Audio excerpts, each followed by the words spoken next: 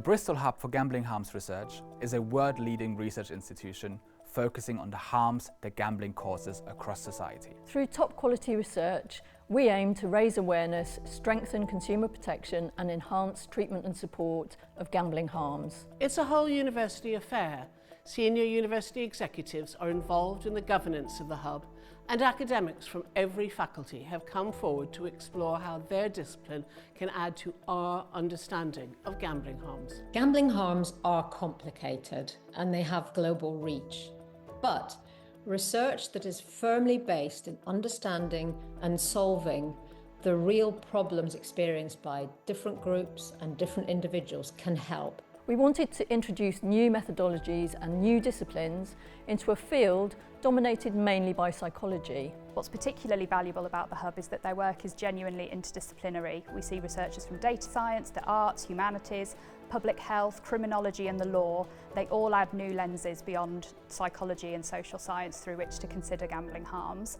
And we've been so impressed by their ability to identify evidence gaps and then to fill them. The Hub has funded me to do a fascinating project using Google Trends data to analyse gambling help-seeking behaviour. So we discovered a few different things, some of which were quite unexpected, which I think will be really useful in further research on this topic. I've had the opportunity to work on several Hub-funded projects and had the chance to set up and lead NextGene, a new international ECR gambling harms research network. The Hub gave me the chance to be PI on my first project, understanding the links between viewing live-streamed gambling content and the attitudes and behaviours of young adults and adolescents towards gambling. I'm also excited to be part of NextGen, a new early career research network set up by the Hub. With funding from the Hub, I've been able to carry out two groundbreaking research projects, one on the impact of gambling-related harms within LGBTQIA+ communities, and the other on match betting.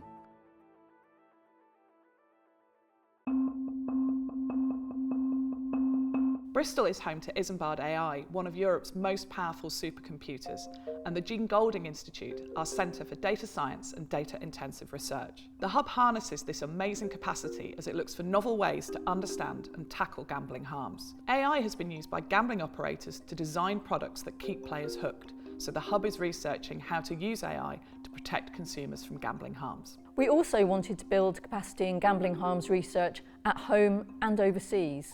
The Bristol Hub for Gambling Harms Research has given me the opportunity to lead a project as a principal investigator for the very first time. I worked with the new colleagues, built networks, and developed a shared vision for addressing gambling harms in Africa. The Hub enabled me to work with a group of young people on the streets of Kampala and with an amazing youth influencer to make a music video to warn on the harms of gambling. One of the greatest outcomes has been joining the Pan-African Gambling Harms Network. This has helped connect researchers across Africa and fostered meaningful, culturally relevant responses to gambling harms. The External Advisory Board has kept the Hub's work rooted in the latest thinking and practice. The board includes practitioners, those with lived experience, and academics with representatives from around the world. We've learned just as much from policymakers, lived experience communities and charities as they have learned from us. I lead projects in our organisation's Gambling Policy and Research Unit, where we've worked with the Hub closely over the past few years. The team's willingness to provide support and feedback on our own work based on their own knowledge and expertise from their own research has been really invaluable.